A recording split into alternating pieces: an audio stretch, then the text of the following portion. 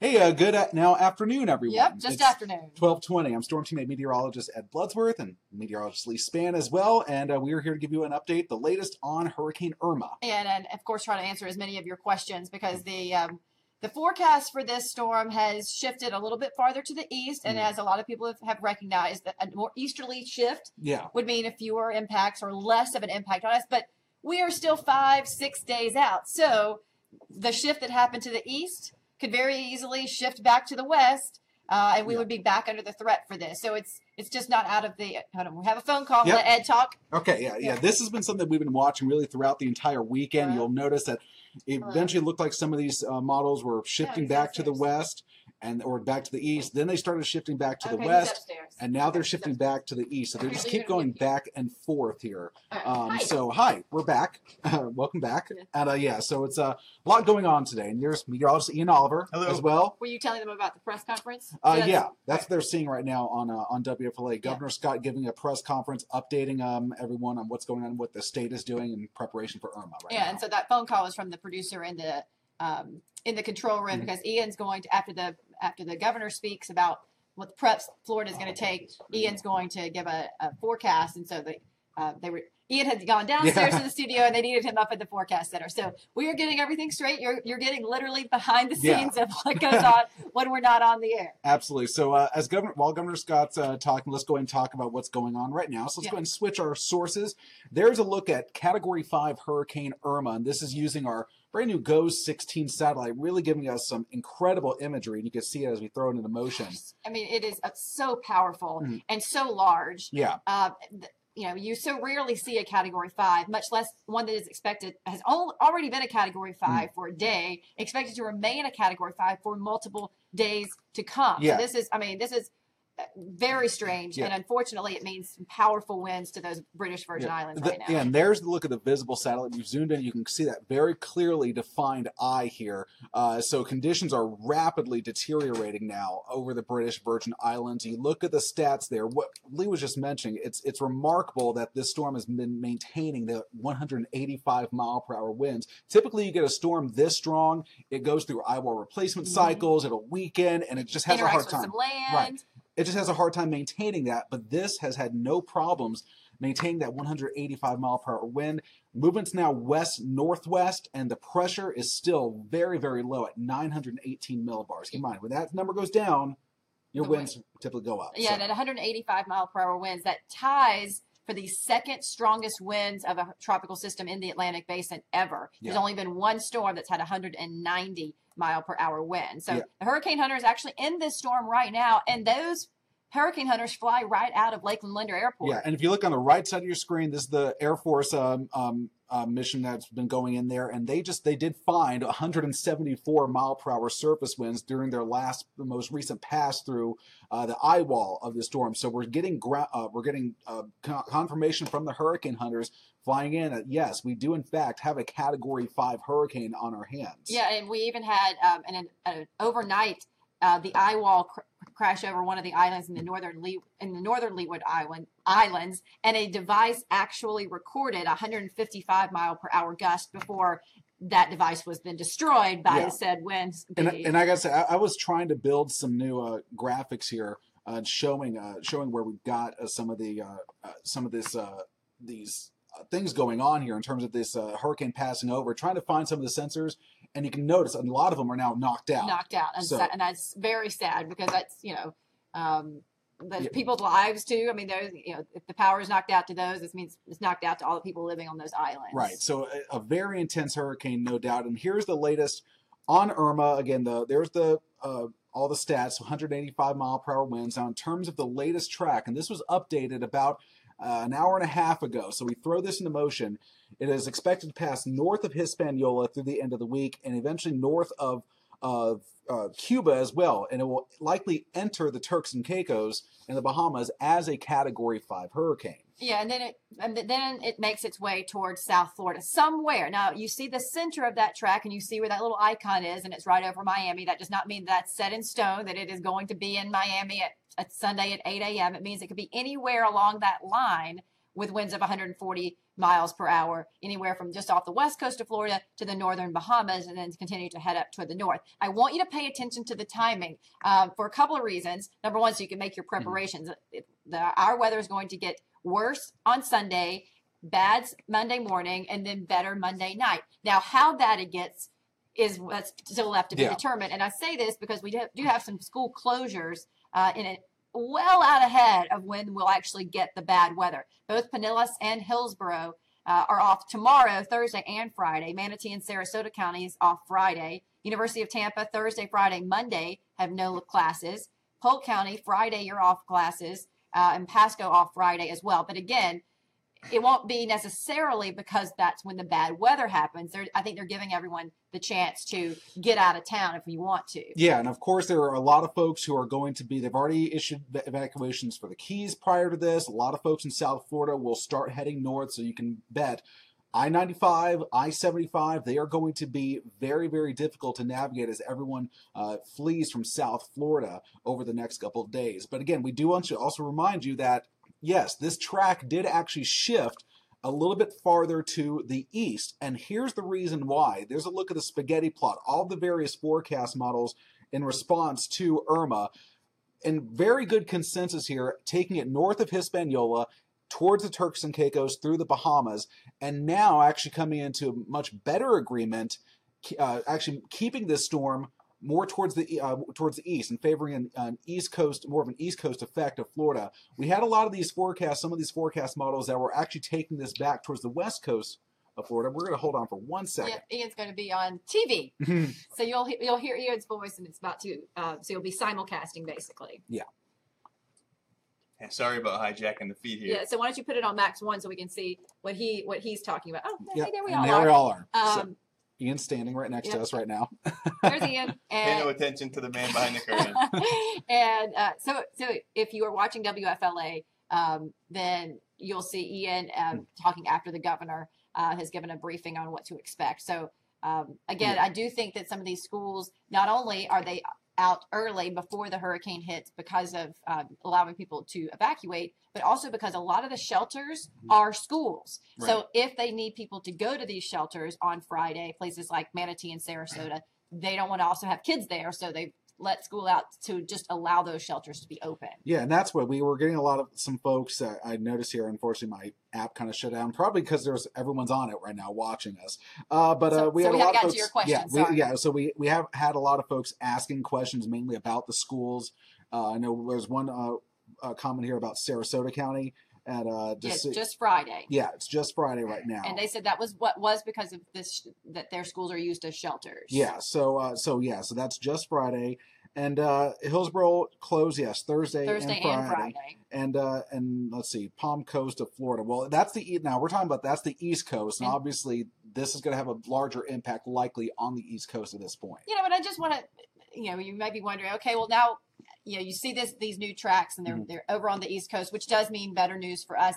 But just yesterday, they were all the computer models were pretty much in agreement it was going to be on the West Coast of Florida. So this could continue to wobble. And keep in mind that, in a grand scheme of things, having a forecast be within 100 miles is actually, with this kind of system, really good. Yeah. It's just, so it would be a great forecast. But the differences for us in a 100-mile east or west storm is huge. We could go from seeing 8, 9, 10 inches of rainfall to basically 1 or 2 inches of rainfall just in that 100-mile wobble. And that's the whole point with living on a peninsula. Any small deviation in the track here again has dramatic impacts on what we see here at home. This was sort of the case with Matthew, if you remember last year. Very similar. This went up the East Coast, and we did get some rain. We got some feeder bands, got some gusty winds here and there, but it was a very different story on the East Coast, and they received the brunt of it. We were in here that morning when it was riding up towards Cape Canaveral. So, again, this is just the latest track here from the Hurricane Center. And someone says that Pasco counties are closed on Friday. Yes, we have that too. Polk and Pasco both closed on Friday. And then someone mentioned the other tropical storm there. Yeah, it's a busy time. We've got 2 others. We're gonna hold on. Yeah, we're kind of waiting right now. Senator Bill Nelson and Senator Marco Rubio are talking right now. There we go. we're on constant standby. Yep. Yeah, they're going back to the senators. So okay. All right. So yes. the peak of hurricane season is normally considered September 10th. And what is today? I don't even know. The 6th? The Sunday is the 10th. Yeah, Sunday would be the 10th. So we have newly formed tropical storm Katia. It is down in the southern Gulf of Mexico. It should come ashore in Mexico. It's not going to move up into the U.S. The worst thing would be if that were to move into Houston, but it's going to stay to the south there. And then on the east side, just on the heels of Irma, is tropical storm Jose, which could strengthen into Hurricane Jose, but it stays out to sea. Yeah, right now we're actually expecting Jose to be named a hurricane by 5 p.m. It's already right there on the cusp, so it will likely be. But most of the forecast models again take this to the north and curve this out to sea. It'll be a fish storm, as we like to say. And we like those. We do, absolutely. But this one certainly, as we've been talking about Irma, not a fish storm. It's already affected islands in the leeward, the leeward islands. You see Anguilla there now. Starting the conditions will start to improve, but the British Virgin Islands now already likely experiencing well over hurricane force winds. In fact, we may be eclipsing some of those 100 mile per hour winds. Yeah, someone said they just drove from Sarasota to North Tampa. I-75 is a bit congested due to some road construction, but traffic has been moving, so that's good. But as Miami now begins to introduce evacuations, everyone's going to be moving north.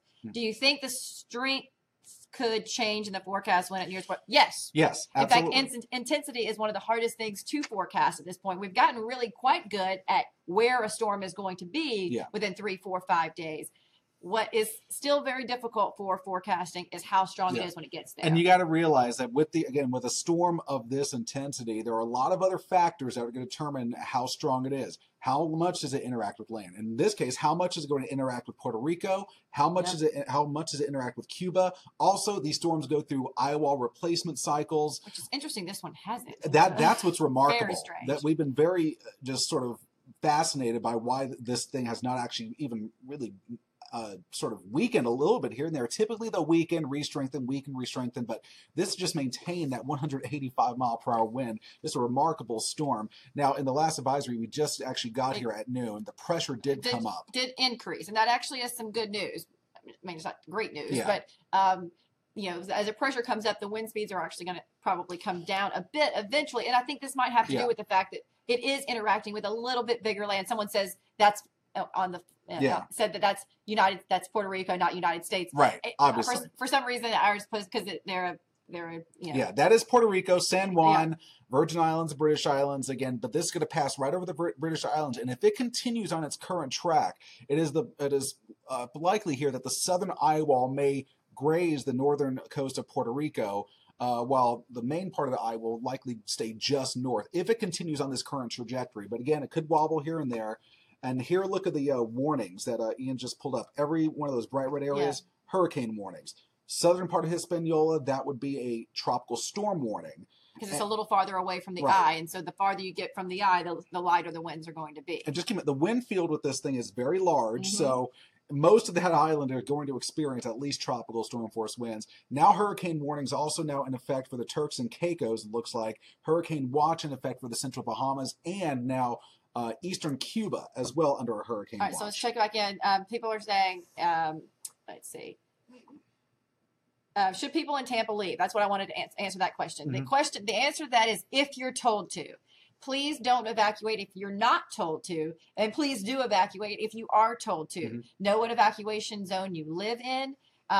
What happens is that sort of the saying that goes by is hide from the wind, run from the water. So mainly they are going to evacuate you if you are in a flood area. If you are in a sturdy home and it's windy and then you have strong winds, they don't want you necessarily to evacuate because they don't want to clog up the roads, allowing those people near the coast to come on shore. Right, the people who need to evacuate. So we're going to hold on for 1 second.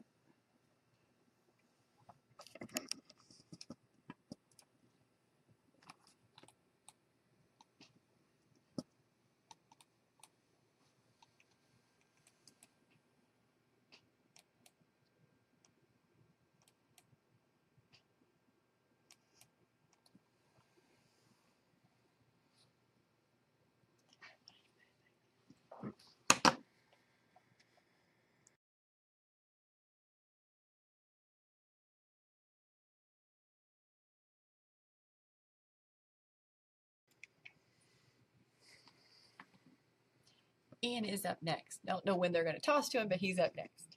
Patiently waiting.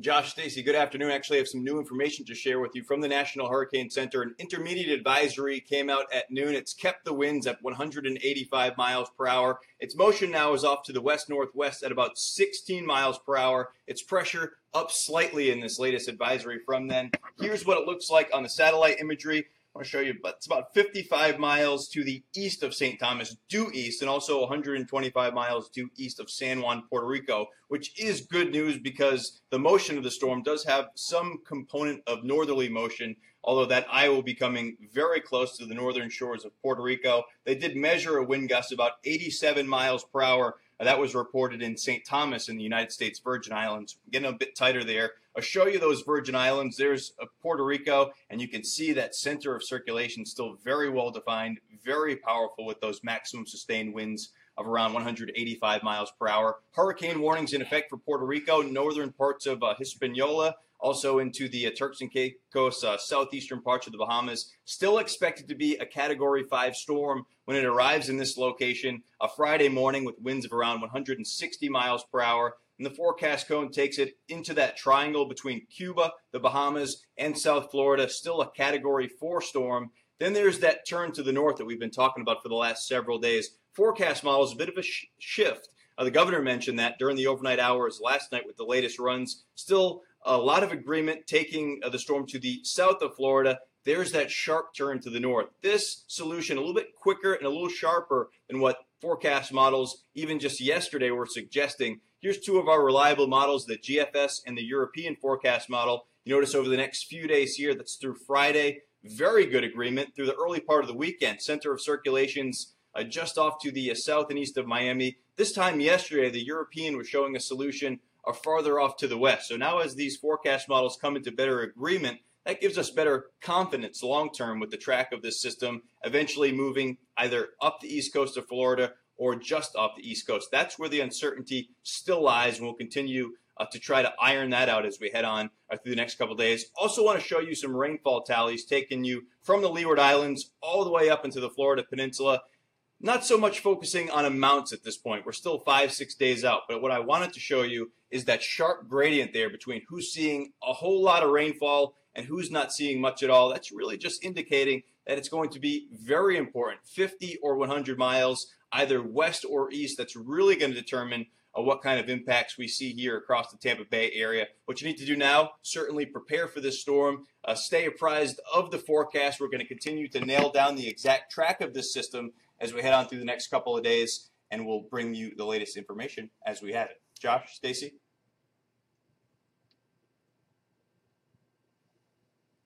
We're hoping so, yes.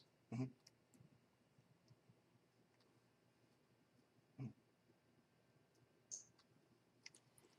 Okay, everybody, give Ian a round of applause. Yay! Good job, good job. Okay, so yeah, this is something that we were talking about earlier with the rainfall potential.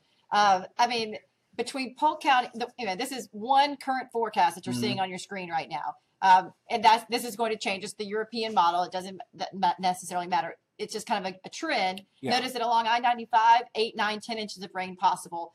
But along I-75, 3 or less. So again, that is not a very big difference in space to be a huge difference in the amount of rain that you get. And what's very important, again, is we do want to note, Ian just talked about how sharp that gradient is. And that's assuming this current scenario plays out. If this were to shift any farther to the west, then more rain would be expected for our area. So again, that's why there's still a lot of uncertainty, because again, this is still 5 days out. Yeah.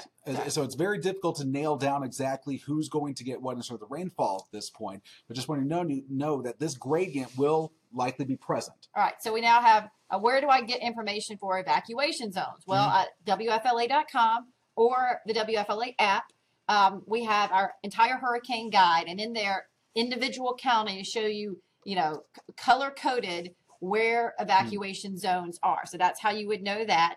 I'm still trying to get some of these questions answered. I'll go in. I got a couple here. Let's see. So let's see.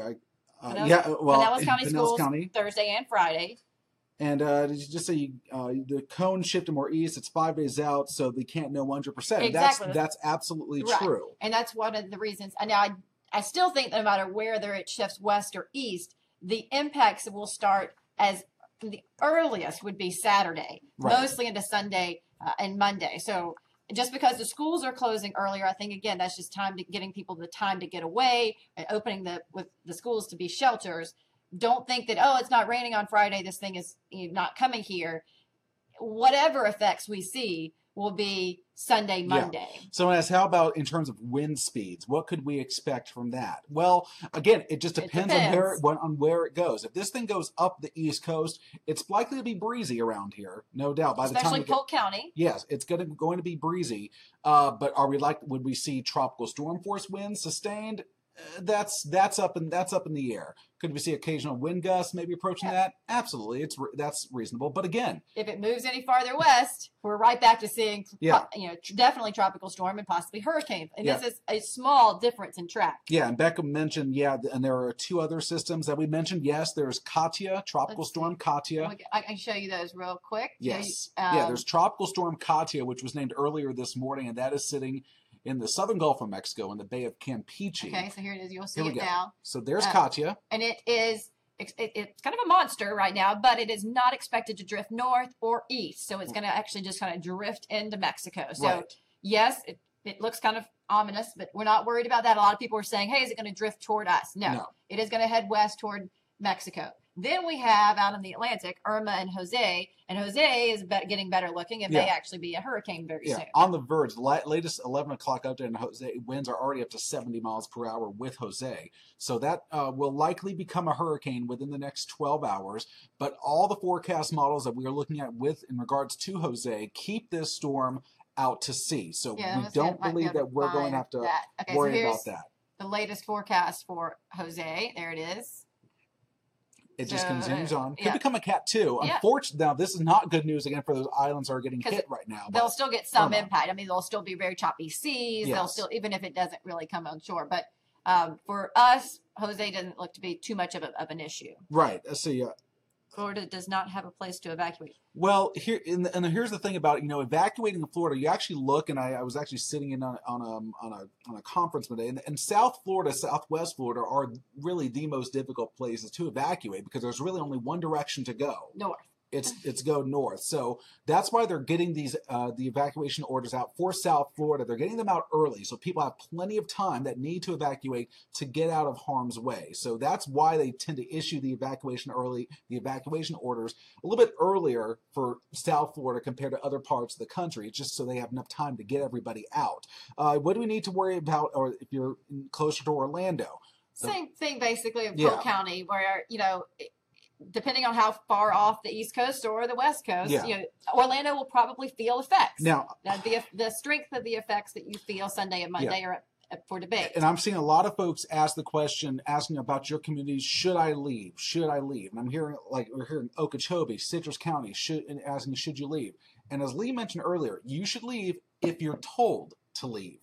Right. If you're in an evacuation zone and you're given the order, it's time to get out, that's when you should get out. So everything should be ready to go. If you know you live in an evacuation zone, you should have everything ready, your insurance papers, your extra food, your extra change of clothes, things like that, so that you can just get in the car and leave when you're told to do so. What they don't want is someone who is completely out of the zone of ever getting any flooding to be on the road clogging that up for the people who then can't get out when they need to. So yes, evacuate if you are told to do so. Yeah, absolutely. And that's going to be that's what we're telling everyone. So if you're trying to give us some want to know, should you evacuate in your county or in your area, that what we just said is going to hold true for all counties in our viewing area.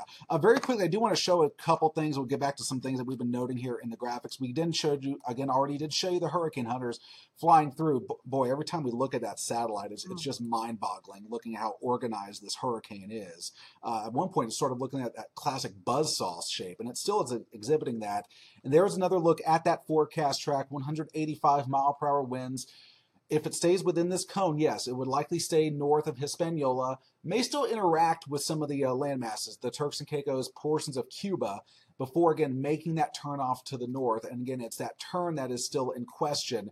But what we're seeing, again, the trend with all the, well, we'll go back to the computer models just a second. There we go. We know we've been showing you these a lot. If it wants to go, there it goes. All right. We've color-coded these spaghetti plots. So you'll see, where you see the orange areas, that's 1 to 3 days from now. Yellow, 3 to 5 days from now. But note the white. That's when you get towards Florida. So this is still at least 5 days away before it actually starts to make that turn off to the north. And a lot of the computer models, in fact, the majority of them now coming to agreement, shifting the path of Irma farther to the east, which would make this more of a threat for the East Coast. Now, here are some things that we're noting right now with Irma. This is the view. There's Puerto Rico. Got the island of Hispaniola. These are the wave heights, current wave heights near the center of Irma. 36. And now keep them 36 feet. Yes. Keep in mind, always on the right-hand side of the storm. Think about if it's driving a car. So this is moving northwest.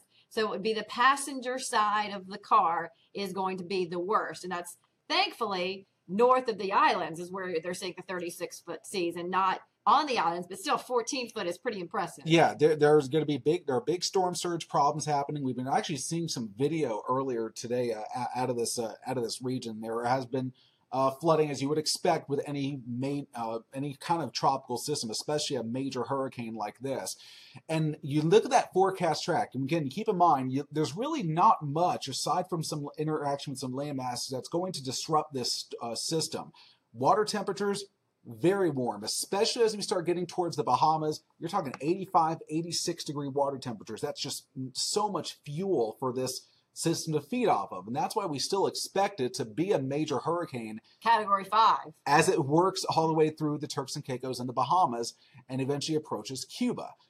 Wind shear is likely to stay light over the long term with this system. So again, that's not going to disrupt this. So really all the ingredients are there for this to remain as a significant storm. And this is one of our forecast models that we look at. This is our development model. So when you look at you have the forecast track from the Hurricane Center where you see the hurricane icon. All of the areas are colored. If you see the red areas, this means you have highly favorable areas for development. And we throw this into motion, watch what happens. It generally stays in and around that red area. Again, it's noting some disruption there, possibly by the because of the yeah. So, but again, we just don't really see too much to stop this system. Yeah, and so what is driving Irma? Yeah. Well, we've been talking about it for about a week now. This big area of high pressure out in the Atlantic, and it has clockwise winds around it. And so, think about Irma is just kind of caught up in that current of air that's wrapping around it. So it is going to pull Irma north at some point. When it does is the big question. So is it going to turn north through the Bahamas and stay off Florida's east coast? Is that high pressure going to send it just a few miles farther west? Because then it would move north up Florida's west coast, and that for us would mean a much more difficult situation. We would be seeing an onshore wind flow. We would be seeing the higher wind speeds. We would be seeing the higher rainfall totals. Again, that's on this westerly track that you see on the left side of your screen. Yeah, so that's been, this is really the question at this point. We showed you most of the computer models in agreement, taking it to this general area by Friday. But again, it's when does it make that sharp right turn? And we are expecting to be a pretty sharp right turn, almost a 90-degree turn here at some point. But again, when it decides to make that turn is very critical here. So we mentioned the categories when this thing became a Category 5 hurricane, how the kind of records that this thing was setting. The strongest hurricane ever recorded in the Atlantic, minus the Gulf and the Caribbean. Right, but it has it's tied for the second most high winds of any storm in the Atlantic Basin, including the Gulf and the Caribbean. Yeah, so a truly historic storm. So again, it's a Category 5. Expected to potentially come back down to a Category 4, but you're still talking about extreme damage. If this thing were to come ashore even as a Category 4. We saw that with Harvey, because Harvey did come ashore as a Category 4. Of course, the flooding was the big issue with that. Let me go back to satellite view, and we'll try to answer a couple of more questions here. A lot of people have children like us not riding out with a 9. Let's see, we have hurricanes now. They found another one in the Gulf So there are a couple of tropical systems out there. There's a tropical storm, Katia, in the southern Gulf, and there's a tropical storm, Jose, out in the Atlantic. Let's see. So Robert is making a joke about it being possibly a Cat 9. There was a fake post on Facebook. Someone made it, put an article out, and that is what truly is called fake news. It was not. It's just somebody made up this could be a Category 6. There is no such thing. Anything other than above 157 miles per hour, it could be 357 miles per hour, and it would still be classified as a Category 5. There are no Category 6s. That's something we've been dealing with a lot with this storm, are a lot of fake posts going out. We've seen fake forecast tracks with this, especially on the heels of Harvey. You're seeing some fake tracks taking this into Texas. You just got to be very critical of what you're seeing on Twitter, on Facebook, but just know that we will always give you a real track. Right, and so, is instead of just, you see something that looks terrifying and sharing it because you want to be helpful. Because I feel like some people are sharing it thinking, I need to let everybody know. To let everybody know. But the person who shared that may have come from a bad source. Right. So you want to come from the National Weather Service, the National Hurricane Center, your local television stations, and from your local television stations where you go to their site like you've done and shared from there, not sharing from someone else. Because again, someone else might be trying to be helpful, but maybe they're sharing yesterday's computer models. And yesterday's computer models were very different than today's. Yes. And so you got to look at what you're seeing. You got to look at the time, when it was posted, who posted it, before sharing that information, before taking it as gospel for sure. A lot of folks talking about, yes, there are still a lot of places that don't have water and a lot of places that don't have gas. Yes, we have seen a run on the gas stations and a lot of the grocery stores, they've been running out. And they keep telling us, we keep asking, when you get a resupply? And they're trying to resupply as quickly as they can. So it's just a lot of folks went there at almost all at the same time. And yes, I ran into that yesterday myself. I was about to walk into the store, and just as we were walking to the store, they ran out of water. So a lot of folks are doing that. So it's a frustrating time if you're trying to get those supplies. But this is, again, why we always tell you, do this before the season starts. Right. And we've laughed a little bit about, you don't just need a case of bottled water. Yeah. You can, water is water right. at this point when you are thirsty. You got some buckets around your house, clean them out with some Dawn dish detergent and fill that water up on Saturday or Sunday, right before the storm, because now you don't need a whole bunch of buckets sitting around your house for 3 or 4 days. Fill up your bathtub, because you'll also need to, in the event, and this may not be this event, but just kind of put it in the back of your mind, whenever there is a bad storm, there is no water, you can't flush your toilets. So, you'll be able to pour some of that bucket of water into the toilet to flush it. You may even be able to use it for a little sponge bath. You can do the same thing if you fill your, a guest bathtub up. If you have an extra bathtub, then you can scoop that water out to flush toilets and bathe with a little bit. So, having bottled water is great. I just went and bought some huge cups, like with the lid, and I filled those up with water out of the tap, and I put it in the refrigerator. So I didn't need to go buy cases and cases of water. I just needed to have water. Yeah, that's a good thing for future seasons or for later on the season. If you're done, some empty buckets. If you buy 2-liter bottles, don't throw them away. Yep. Just go ahead and refill them and store them away, because you never know when we get in a situation like this. Someone asked, well, if this thing does go up the East Coast, let's say it pulls what Matthew did, right, would we still be get affected here? Well, portions of our area, would probably still see some rain. We could get some rain bands, especially in our interior locations. Highlands, Polk County. That's right. Interior Hillsborough, potentially. And again, we would see some breezy conditions. The wind field with this is fairly large. The hurricane winds, though, would likely stay well off to the east if this went up the East Coast. Right. Hold on. Now we people might be confused because what we're showing right there we don't know. Right. Sorry. Yes, that's Jose. Sorry. Let me just get you back into Irma. Yes. Don't want you to get confused about the track that's up there at the moment. So Sam saying staying put in Sarasota. People keep asking. Should we consider going in and evacuating? Again, as we mentioned, if you're just joining us here, we're trying to answer as many questions as we can about this and trying to maybe calm some fears a little bit as well. Evacuate if you're told to evacuate. Right. If you live in an evacuation zone, if you live in a flood zone, and officials come say, you know what, we feel that the threat's there that you need to evacuate, then go ahead and go.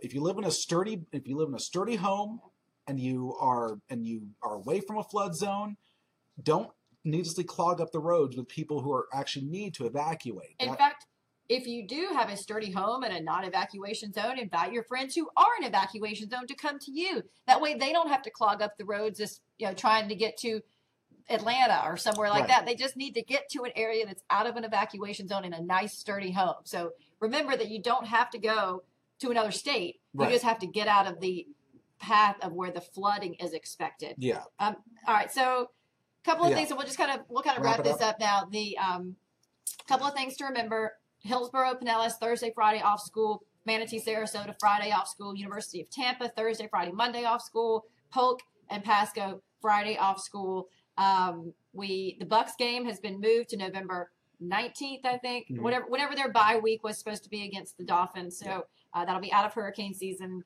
They won't get a bye week, but that's what that's that. A lot of the high school football games have already been either canceled or pushed up to Thursday night, and the JV games are being played tonight. So just if you have something that you had planned to do, you need to call and check, because they're probably making other arrangements for Friday, Saturday, and Sunday. Right. Again, this is the latest advisory that we have on Hurricane Irma, still a Category 5 storm with 185-mile-per-hour winds.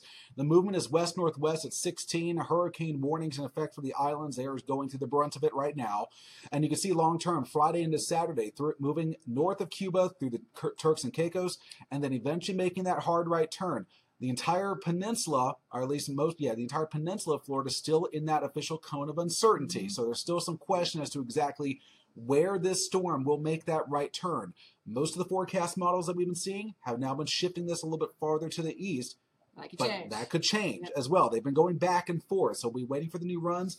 We'll have another intermediate advisory coming up at 2 o'clock, another track advisory, another change in the official forecast track at 5 p.m. this afternoon. All right, thanks so much for joining us, guys. We hope we answered some of your questions. We're going to try to do these Facebook chats throughout the next couple of days. I know people are really wanting to know what's going on. So thanks for joining us for a little while. Have a great day, everyone.